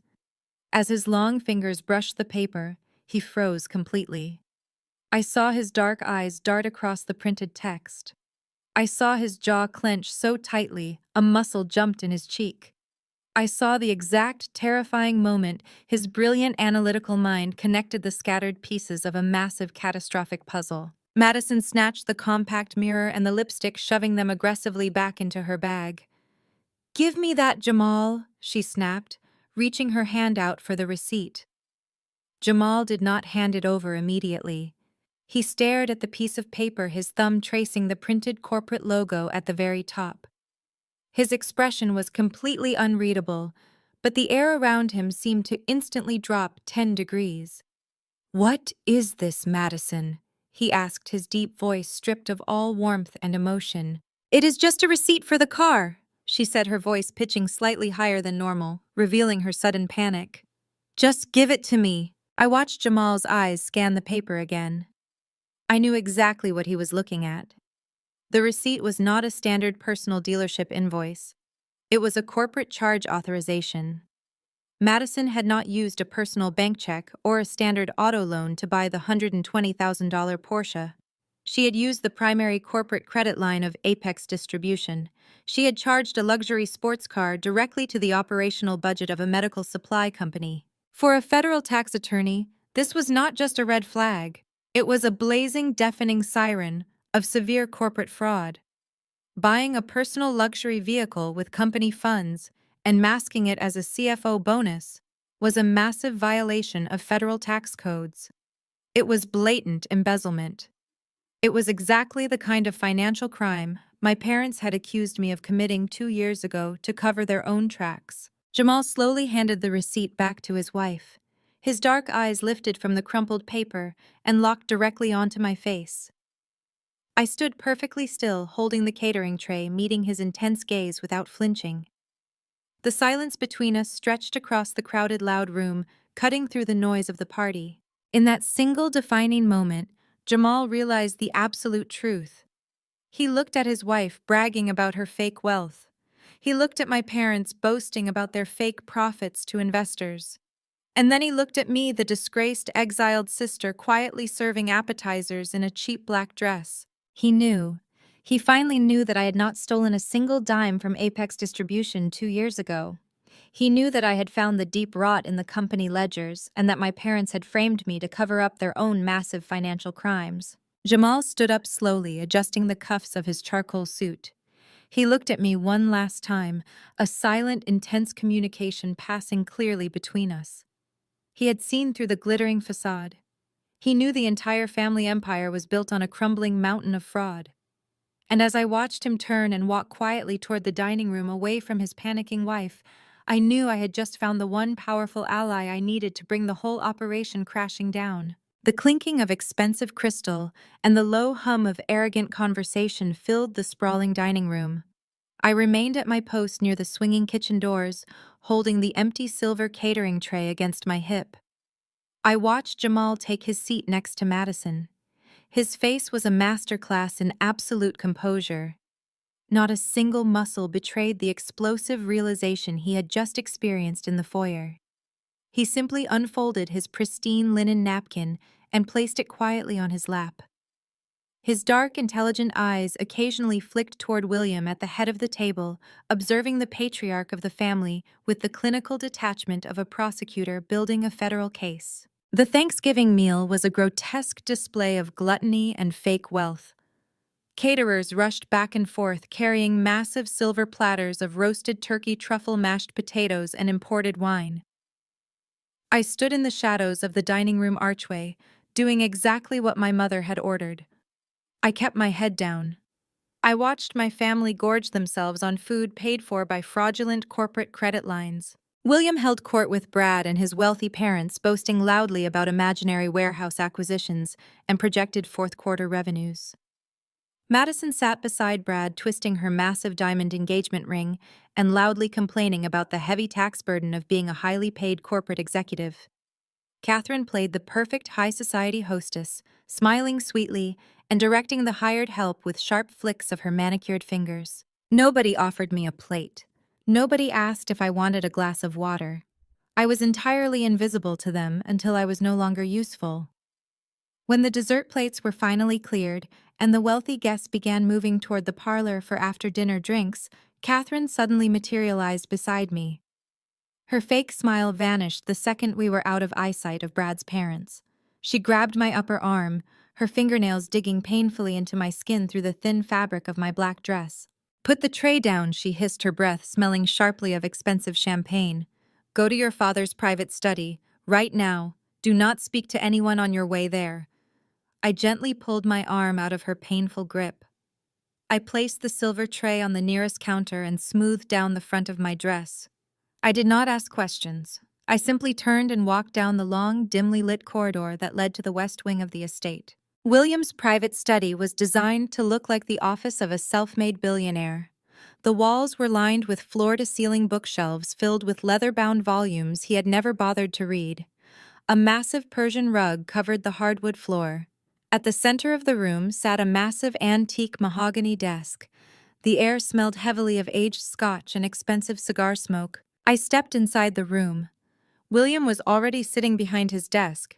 Catherine walked in right behind me and pushed the heavy oak doors shut. I heard the distinct metallic click of the brass lock engaging. I was officially cornered.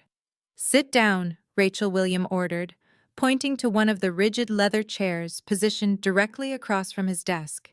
He did not sound angry. He sounded falsely benevolent, which was infinitely more dangerous.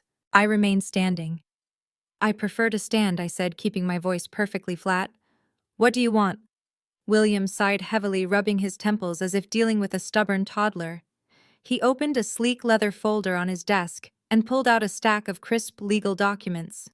He aligned the edges of the paper with methodical precision. "Your mother and I have been discussing your unfortunate situation." He began, his voice dripping with fake paternal concern.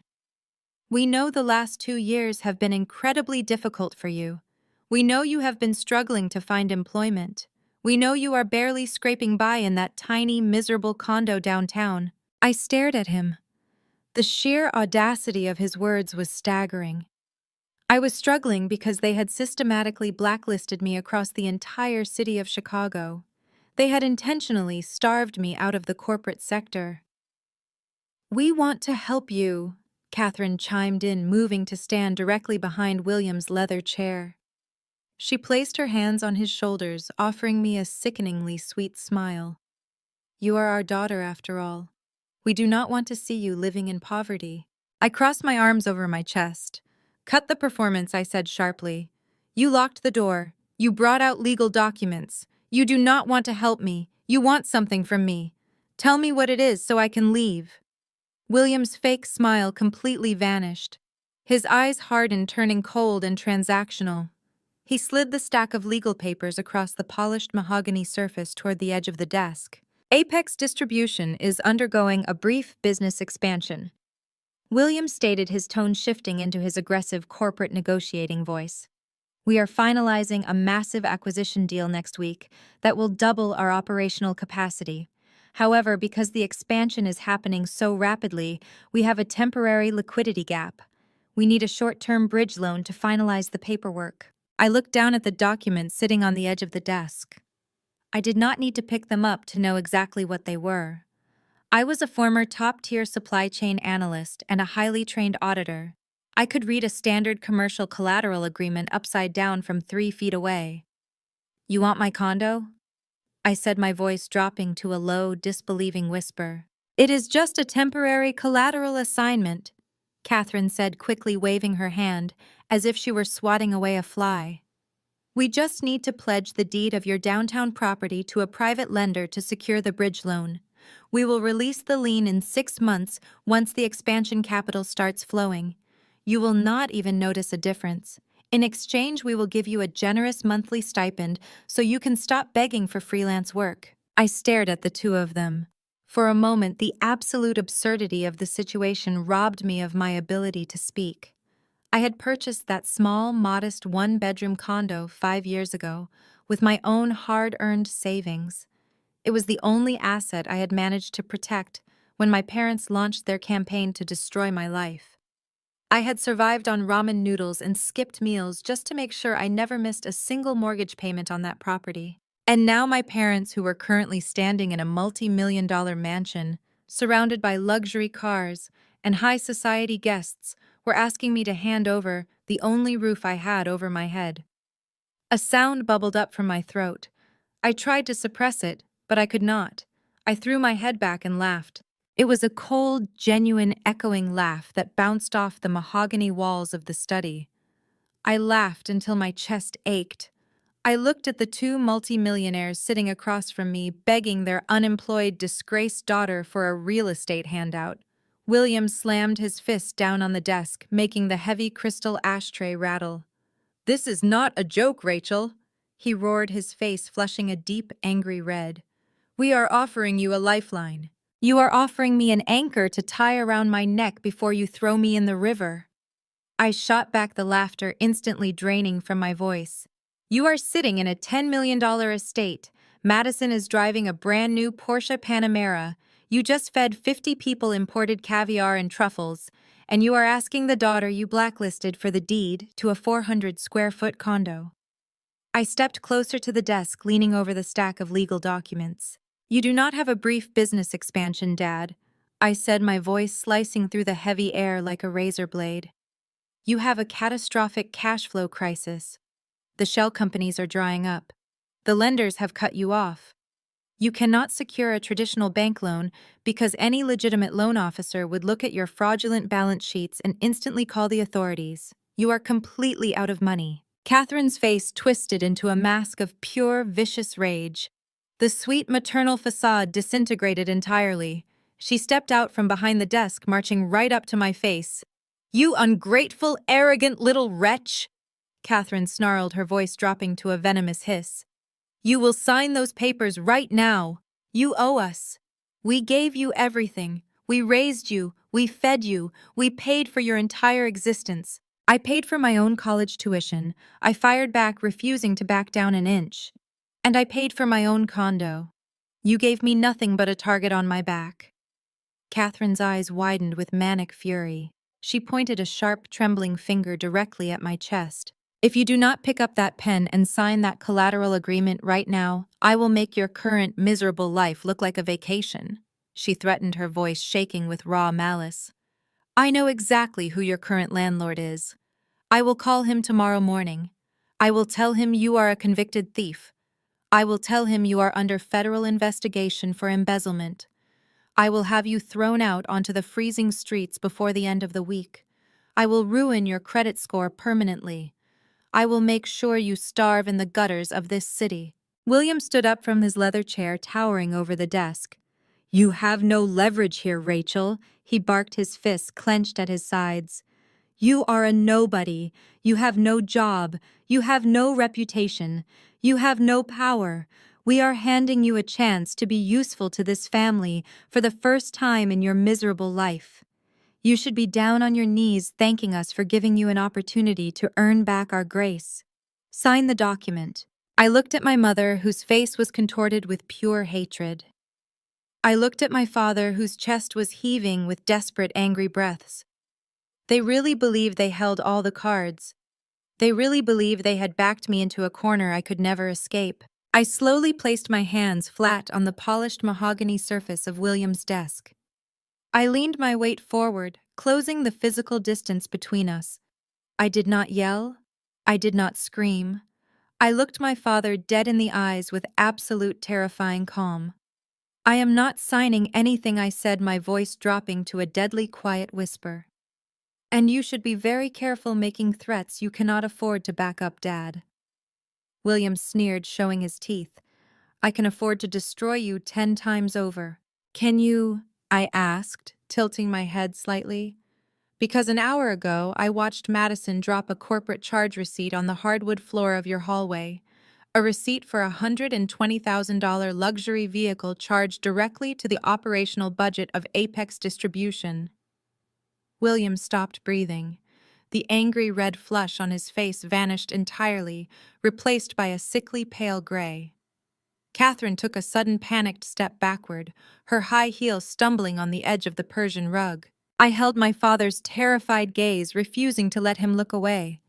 You might want to rethink your aggressive business strategies, Dad, I said, my voice echoing softly in the dead silence of the study. Because the IRS tends to heavily audit companies that buy Porsches as office supplies. William turned absolutely ghost white. His mouth hung open, but no sound came out. The powerful, intimidating billionaire patriarch had completely evaporated, leaving behind nothing but a terrified, desperate fraud staring down the barrel of a loaded gun. I did not wait for William to find his voice or for Catherine to recover from her panicked stumbling. I simply turned on my heel and walked out of the heavy oak doors, leaving them suffocating in the toxic, freezing air of their own ruined study. The satisfying heavy click of the brass lock disengaging behind me felt like a starting pistol firing into the night sky. The war was officially on, and they had absolutely no idea how heavily outgunned they truly were. While I was delivering my ultimatum in the West Wing, another quiet, devastating confrontation was actively brewing in the grand hallway. Jamal had not returned to the dining room to finish his meal.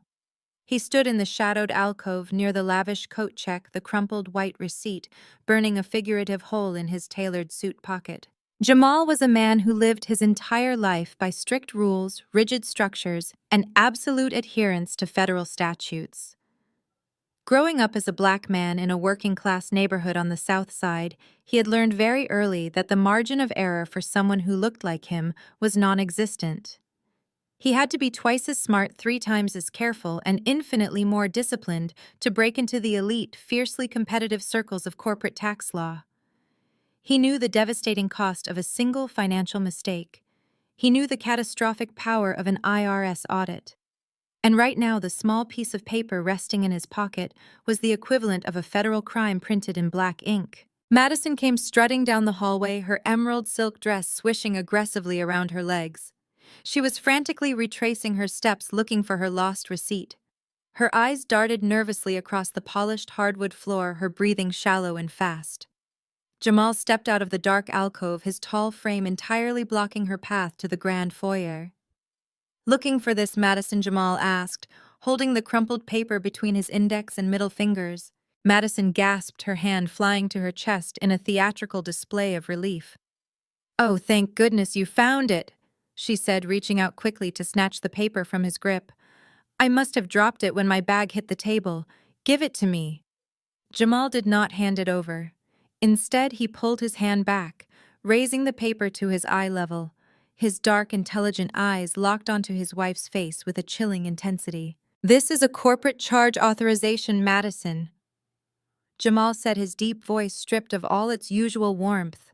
"For a $120,000 luxury sports car, charged directly to the operational supply budget of Apex Distribution. You did not buy this car with a personal bonus check. You bought it with company funds." Madison rolled her eyes, letting out a loud, dramatic sigh of profound irritation. She crossed her arms over her chest, tapping her designer heel impatiently against the floorboards. "It is a CFO bonus, Jamal." She snapped, her voice pitching higher with defensive arrogance. "Dad authorized the payout himself. Stop acting like a low-level paranoid auditor. You do not understand how real corporate wealth operates. We move money around all the time to maximize our tax benefits. It is perfectly legal." Jamal felt a muscle jump tightly in his jaw. The sheer blinding ignorance of her statement was staggering. "You cannot disguise a personal luxury vehicle as a corporate operational expense to avoid capital gains and luxury taxes," Jamal explained, speaking slowly and clearly, as if explaining fire to a child. "If the IRS flags this specific transaction, they will not classify it as a creative accounting error. They will classify it as willful, intentional embezzlement. You are the chief financial officer of the company Madison. Your personal signature is on the corporate ledger.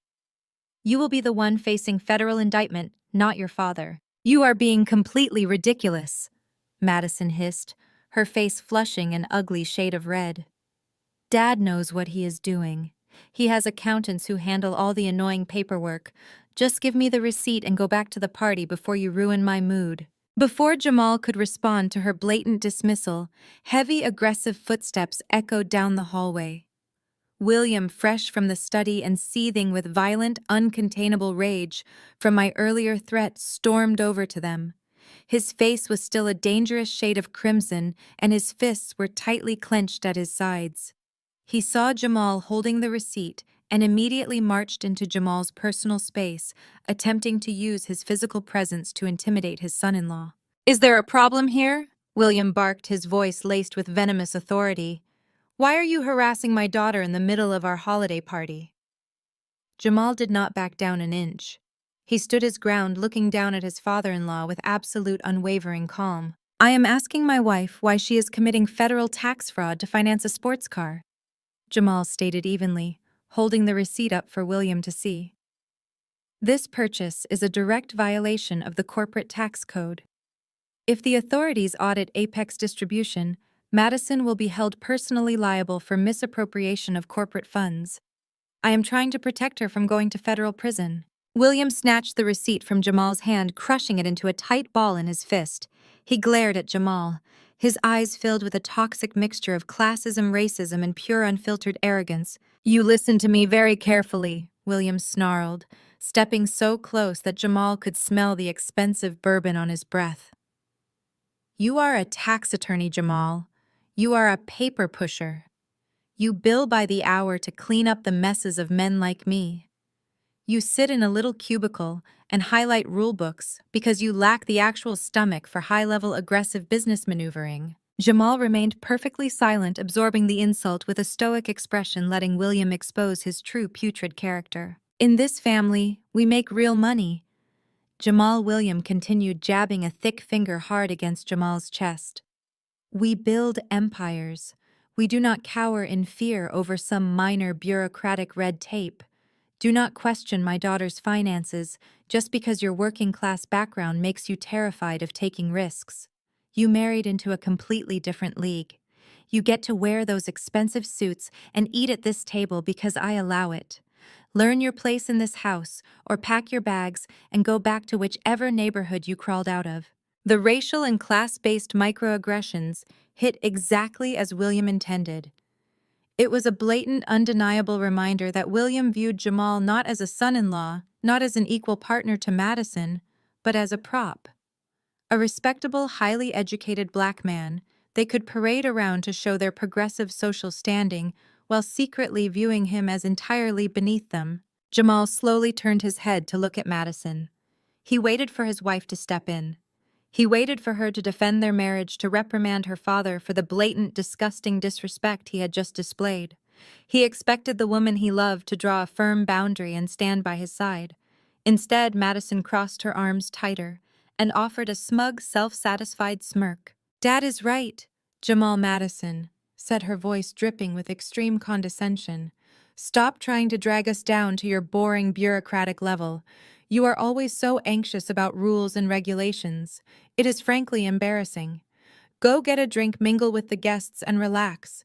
You are ruining the holiday for everyone with your constant complaining. In that exact freezing moment, the illusion completely shattered. The heavy, invisible chain of loyalty that Jamal had carried for years instantly snapped. Jamal looked at his wife, truly seeing her for the very first time.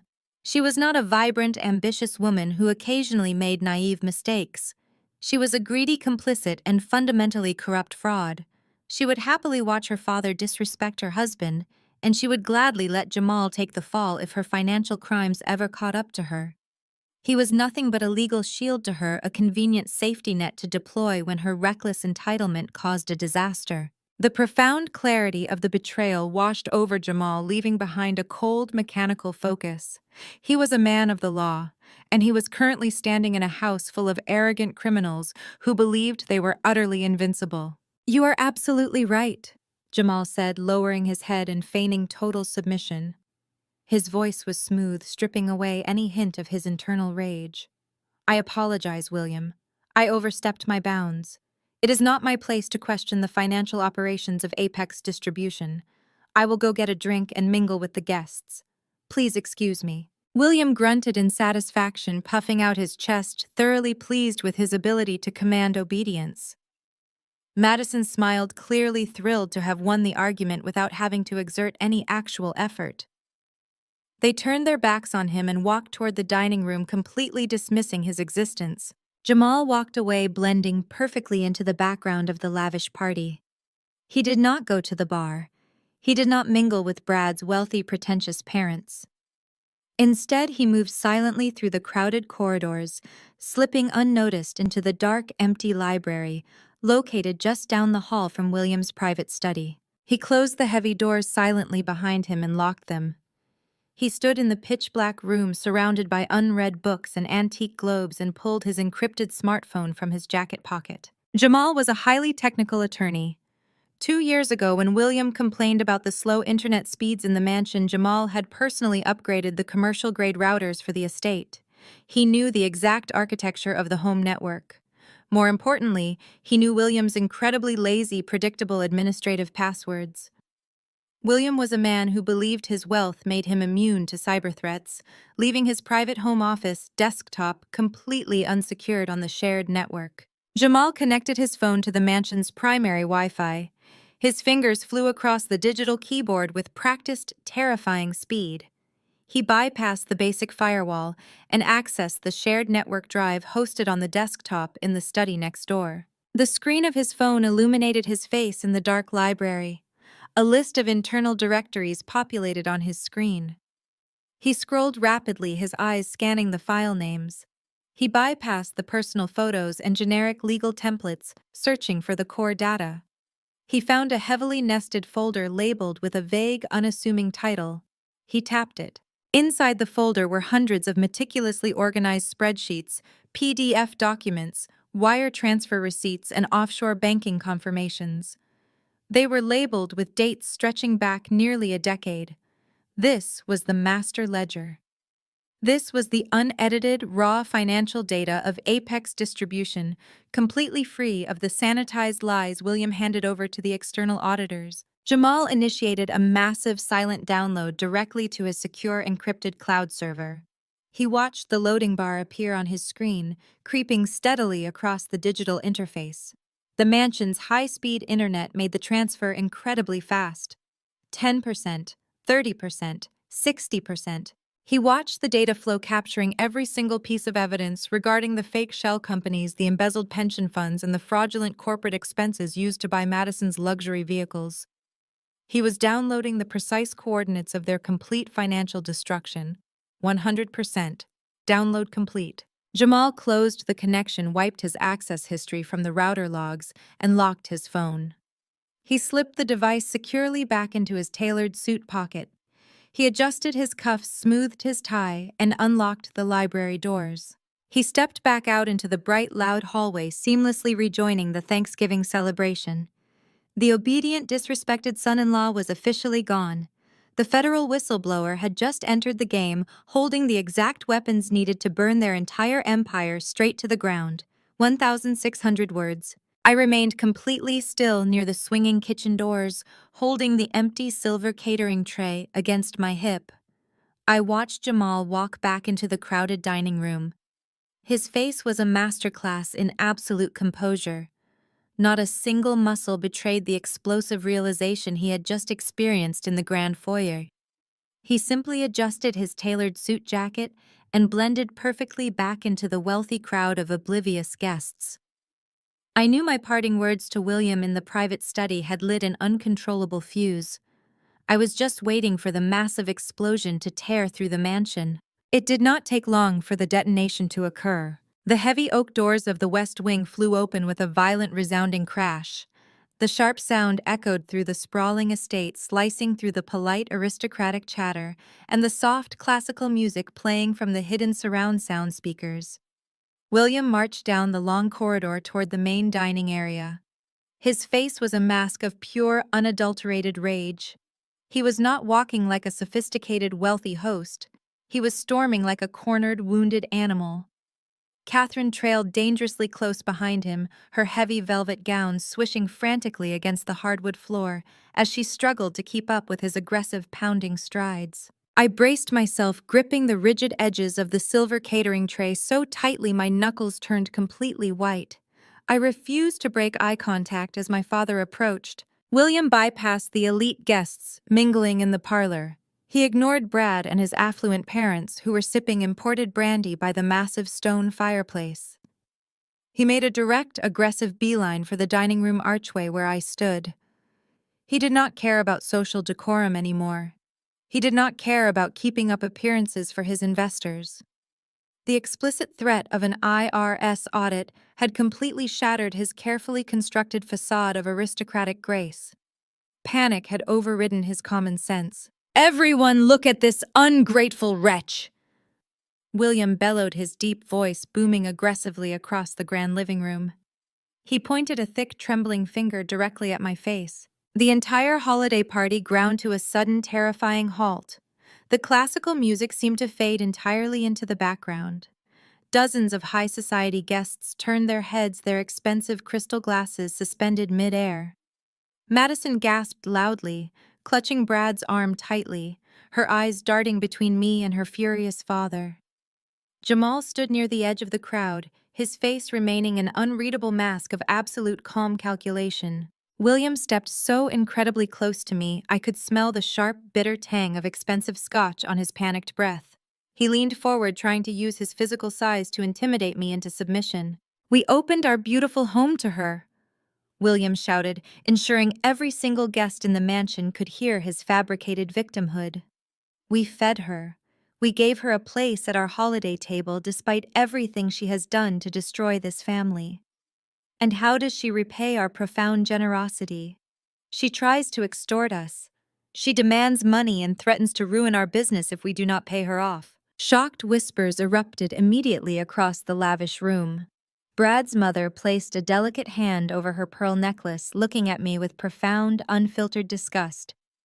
The guests were eating up the lies exactly as William intended. "Extortion," Catherine echoed, stepping up beside my father and adopting a look of theatrical, agonizing heartbreak. She played her manipulative role perfectly, wiping an imaginary tear from her eye with a shaking hand. "We offered her a lifeline today. We offered to help her get back on her feet after she ruined her own career with her criminal behavior, and she demanded a massive cash payout. She threatened to call the authorities and invent vicious lies about this family if we did not hand over our hard-earned money." I stared at my parents. The sheer magnitude of their delusion was breathtaking to witness. They were desperately trying to flip the narrative right in front of their most important investors. They were actively trying to paint me as a desperate, deranged blackmailer to discredit anything I might say about their financial crimes.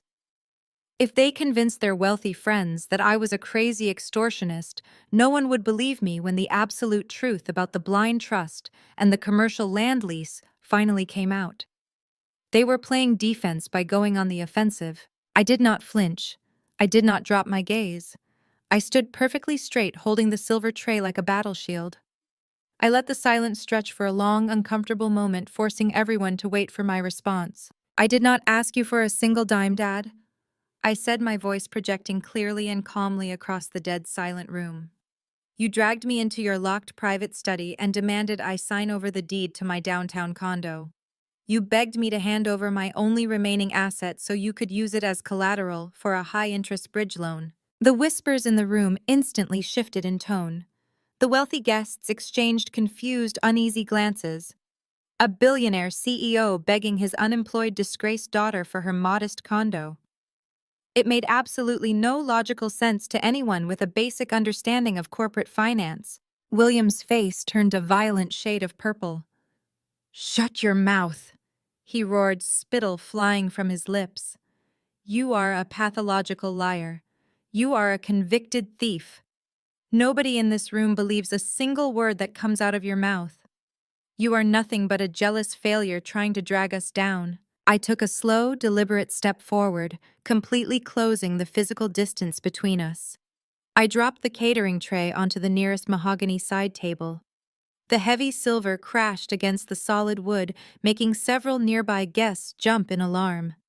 I looked directly at Brad's father, the commercial real estate investor, making sure my words carried specifically to his ears. "I am not lying," I stated, my voice dropping to a deadly, chilling register.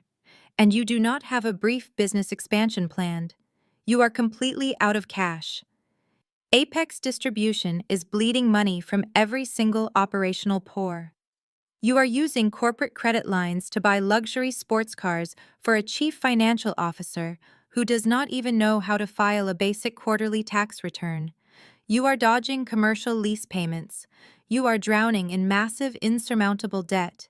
Your entire empire is built entirely on fraudulent balance sheets and stolen employee pension funds."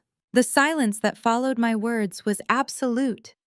It was the kind of deafening quiet that only occurs right before a catastrophic impact. Brad's father, a man who had invested heavily in local commercial real estate, narrowed his eyes, staring at William with sudden, sharp suspicion. The atmosphere in the room changed from dramatic entertainment to serious financial concern. William saw the distinct look of doubt on his primary investor.